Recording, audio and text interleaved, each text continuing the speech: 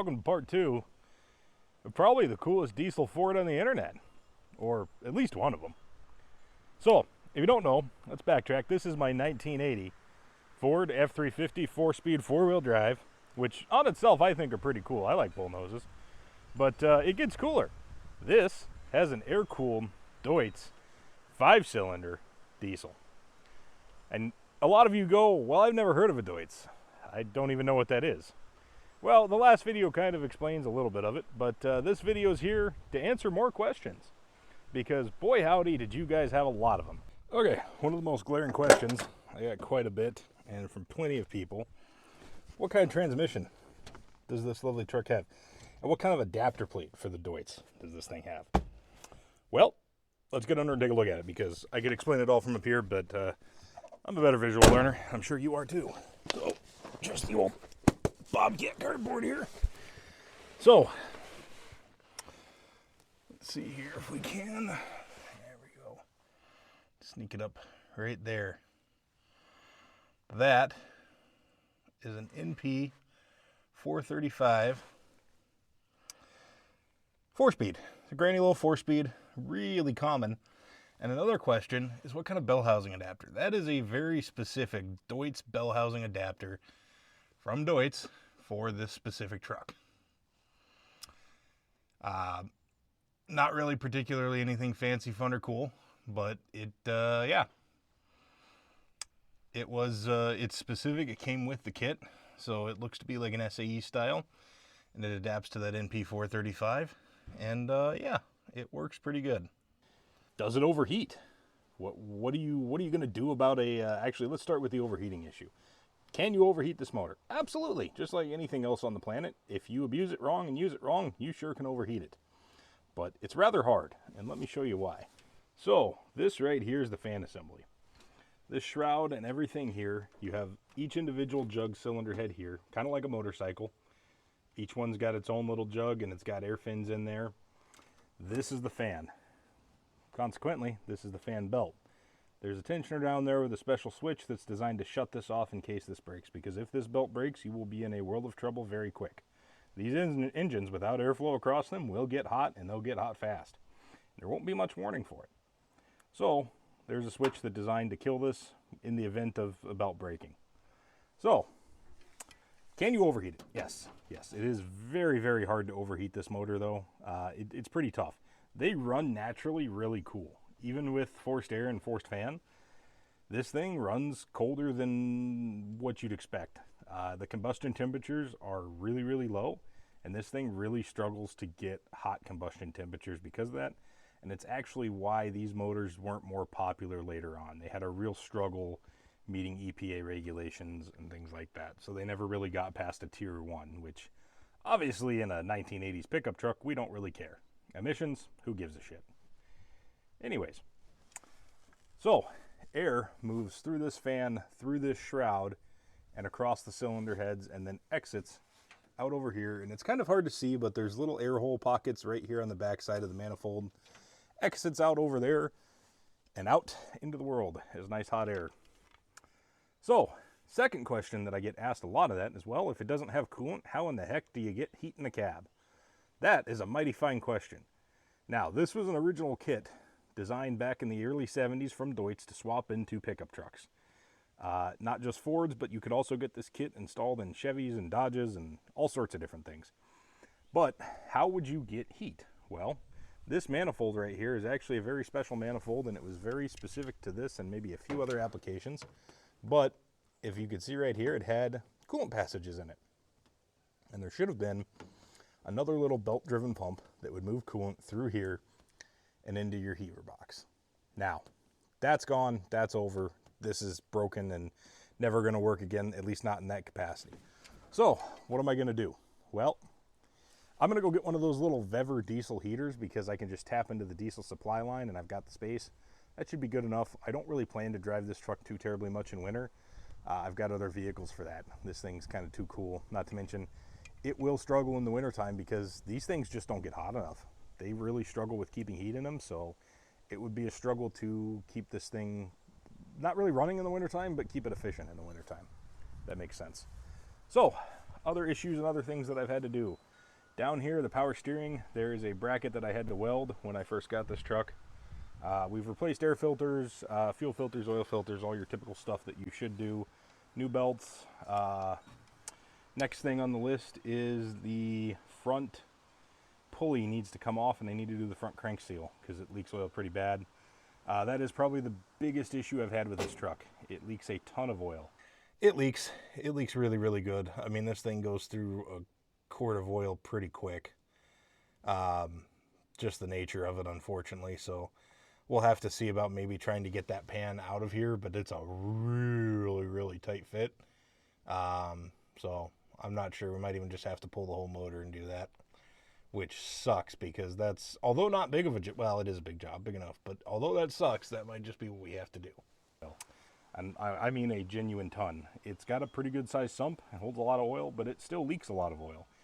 This thing puts your power strokes to shame as far as oil leakage. Good news is that keeps the rest of the frame nice and clean.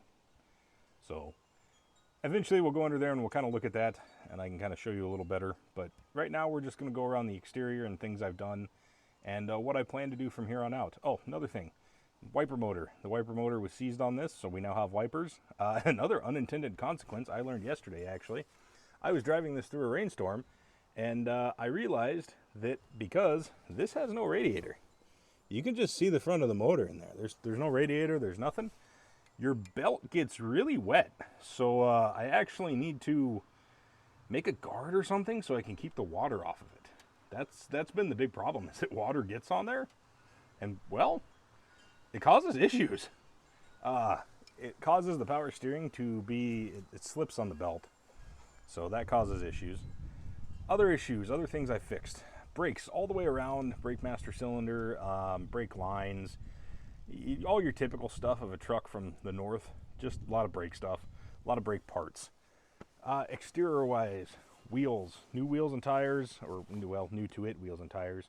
New worn locking hubs, because the original locking hubs were, well, not great. They were in pretty rough shape. Let's see, what else? New mirrors. These are van mirrors, I believe. And I really like the look of this. I really like these kind of camper special style mirrors. So I went with that because I wanted them. I've also cleaned this thing up as best I can. It is dented, it is rough. The bed is terribly rusty. You can see back here just speed holes all through the floor in this thing. But you know what? I'm still using it like a pickup, and I've quit not using it like a pickup. Also, full exhaust. I had to do a full exhaust on this thing because currently, or well, the exhaust when I first got it was dumping right out of the manifold and under the cab. And boy howdy was it loud. This thing is a very rattly motor. Actually, you know what? We'll start it up here and I'll let you guys see for yourself.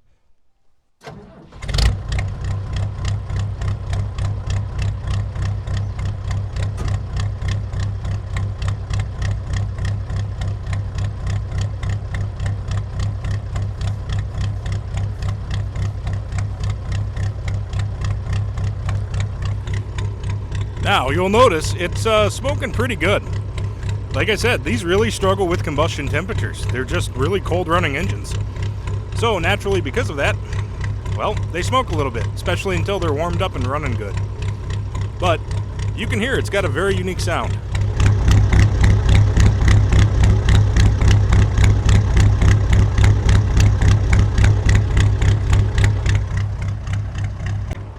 So let's walk up front here. You can get a little idea of the engine running.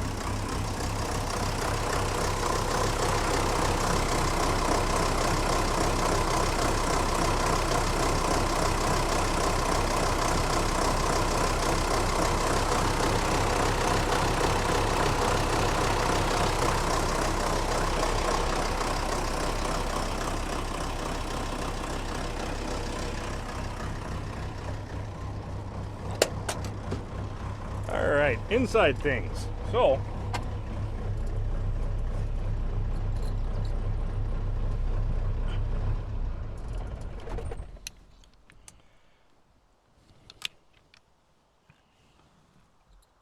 okay, one of the things that I've done is this unit has what's called a foot shutoff switch. So make sure we're neutral. So to engage it, like right now, if I turn this on, it'll crank all day long, won't do anything. You have to turn it on and set by pressing down just like a carburetor, giving it one little quick press there, and it fires right up. So we've got an oil pressure gauge, I've got a VDO head temperature gauge, the tachometer, no tacho, well the tachometer's over here, and it is a VDO style tach and hour meter. This unit has 5,600 hours on it, so given it speed, that's roughly about 230,000 miles. This was a brand new motor when it was installed, and you know, shut that off real quick here. Yeah, other things that I've gone through and done, turn signals, went through, adjusted the clutch. The clutch, unfortunately, I think will be on its last year. I will need to do something here sooner than later, as it's just not in great shape. Also, got to get the horn working. Next things on the list, as you'll see, I'm missing a radio. The actual original radio is here, but it's on the floor. It's just an AM style radio. And, well, your boy likes to bump tunes in the hood. So, as I'm driving, I would like to have some sort of radio. So yeah, I'd like to put that in. Headlight switch, couple other things. Fuel gauge works. Another thing, people ask all the time, what's the fuel economy of this truck? Well, Deutz were known for their fuel economy, and by God, they live up to it. This truck gets 28 miles to the gallon. And you might go, wow, 28 miles to the gallon, that's great. Well, it does come at somewhat of a cost. This truck's slow. Really, really slow. Slow is right. This thing is dangerously slow. It definitely takes an appointment to get on the highway. 0 to 60 could probably be measured on a calendar month. What other jokes have we made about this thing? There's a few.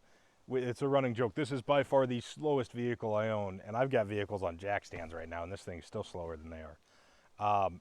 It doesn't have a lot of power. What people forget is that 5-cylinder, although it is a diesel and it is really cool, makes 100 horse.